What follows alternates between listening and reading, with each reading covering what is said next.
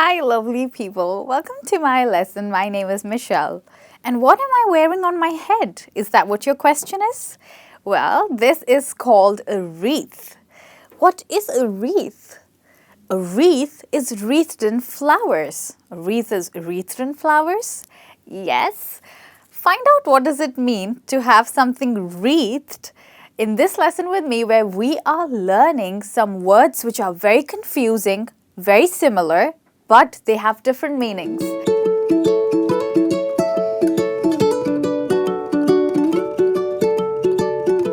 So here is the list of confusing words that I have specially shortlisted for all of you, because these are some words that are really very confusing and you may not find their meanings anywhere else except in this lesson with me.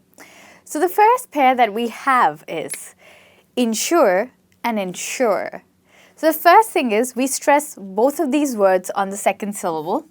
It's got to be insure, insure. And they are pronounced just the same. But a little bit of difference. You could call this insure and you could call this insure.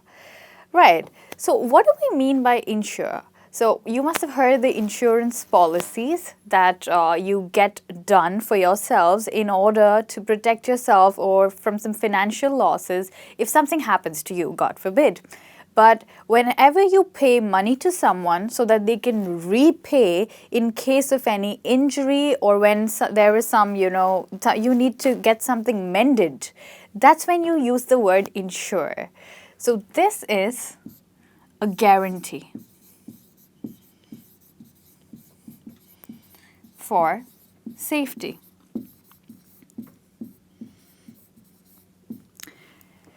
But we usually use this for contracts whenever we're talking about a contract like an insurance policy. So you can use this for contracts.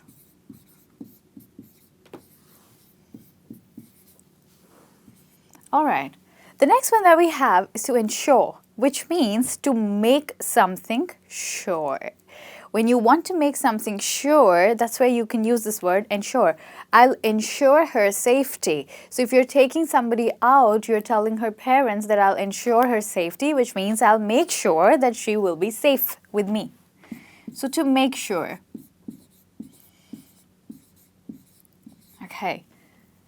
Right, so the next pair we have is insulate and insulate. Insulate and insulate. They also sound very similar, but there is some difference in these two words. Trust me, they're the hottest words on our list. So let's talk about the first one, insulate. So the word insulate comes from a Latin word called insular. Insular, okay? So as you would know that solar rays means sun's rays. So solar of course means sun. So anything that is insular means in the sun is called as insolation. When something is exposed to the sun's rays, that's when we are insulating it. So exposing something to the sun's rays.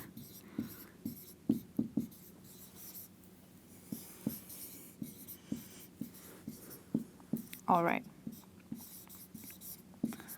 So when you're feeling really cold and you want to get warm, you would insulate yourself. But when will you insulate yourself?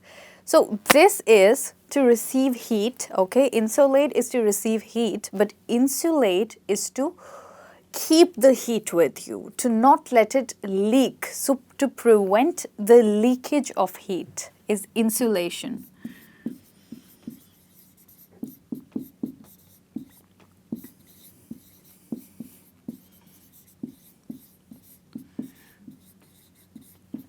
So in winters, when you wear a lot of sweaters and jackets on and you do not, why do you do that? You do that to insulate yourself so that the heat in your body does not leak out.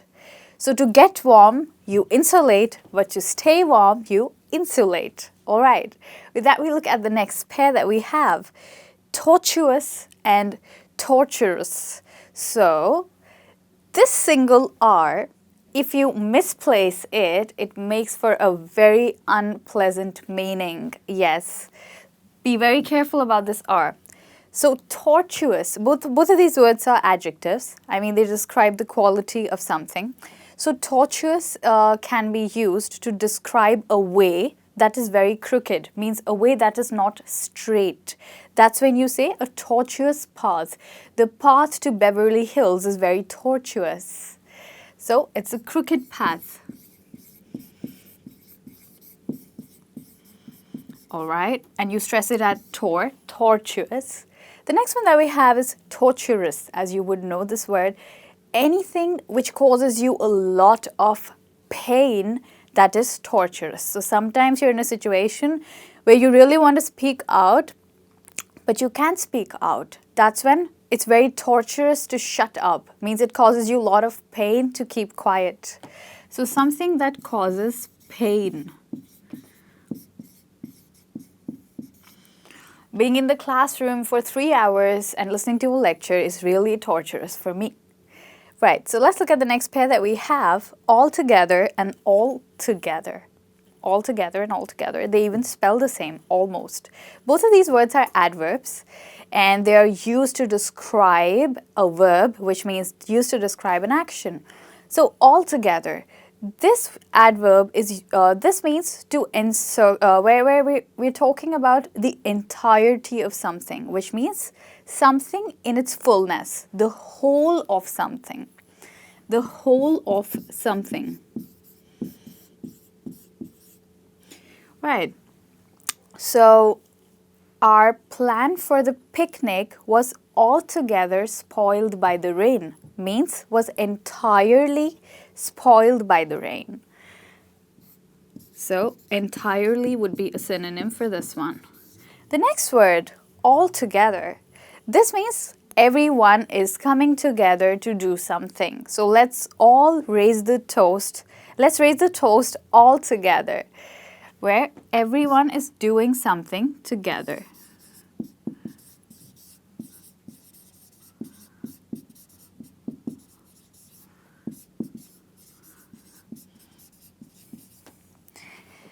The final pair that we have on this side of the board is capital or capital.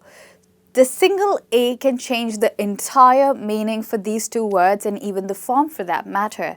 So, capital. So, what do we mean by capital? London is the financial capital for England. You know what it means, right? So, capital could be a city. Means the head city, the main city. So capital here means head or most important. But capital, so US capital, where is capital located? Capital is located in the US capital of Washington DC. Here we are talking about Washington DC, which is the US capital. But Capitol is a building. This building is used by the US Congress or Parliament to make it easy for you, but it's actually called the US Congress. So the building used by US Congress.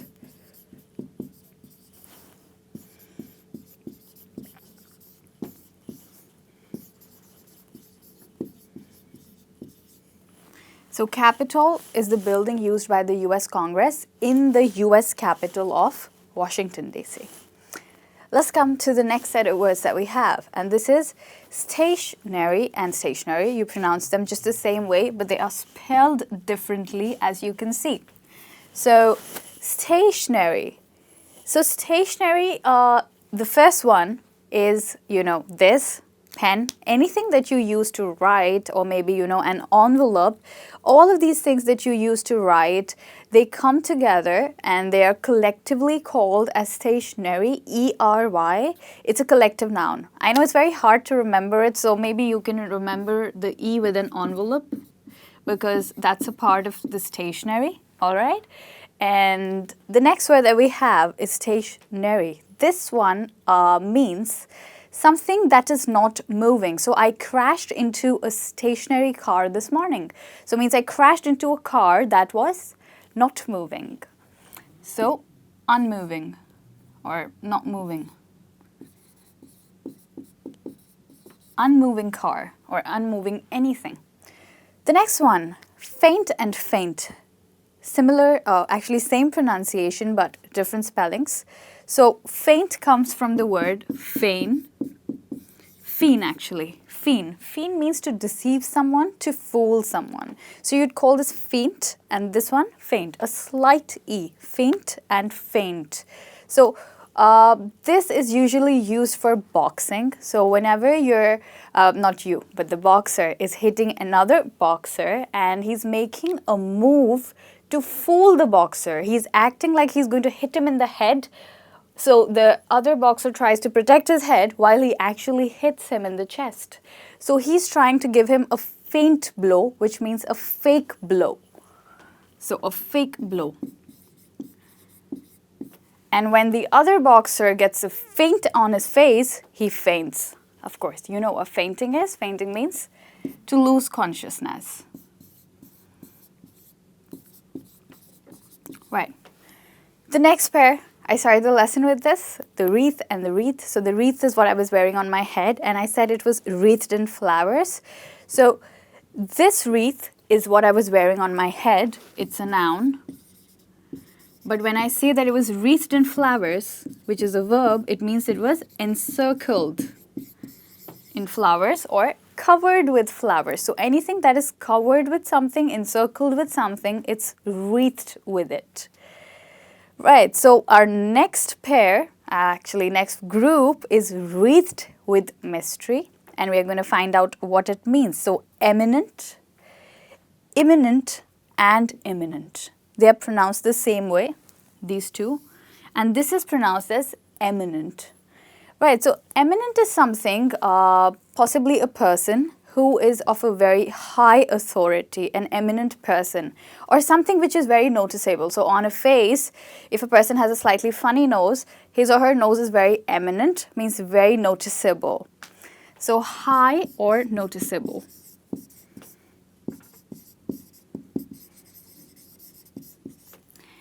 And imminent and eminent. Imminent is something that you're inherited with. So I have an imminent art of painting. So I'm born with the art of painting. Born with. And the last one, imminent. Imminent means something that is bound to happen. Are you going to enjoy my next video? Yes, it's imminent. Means it's bound to happen. It will happen.